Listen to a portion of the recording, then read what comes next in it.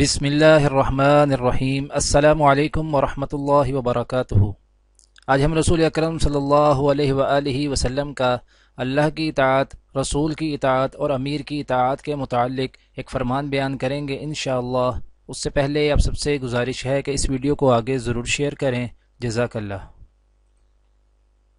حضرت ابو ہریرہ رضی اللہ تعالی عنہ بیان کرتے ہیں کہ رسول اکرم صلی اللہ علیہ وآلہ وسلم نے فرمایا، جس نے میری اطاعت کی اس نے اللہ کی اطاعت کی، اور جس نے میری نافرمانی کی اس نے اللہ کی نافرمانی کی، اور جس نے میرے مقرر کیے ہوئے امیر کی اطاعت کی اس نے میری اطاعت کی، اور جس نے میرے امیر کی نافرمانی کی اس نے میری نافرمانی کی۔ دعا ہے کہ اللہ تعالیٰ دنیا اور آخرت کی تمام بھلائیاں عطا کرے، عمل کی توفیق دے۔ سبحان ربک رب العزت عما یصفون وسلام علی المرسلین والحمد للہ رب العالمین، آمین۔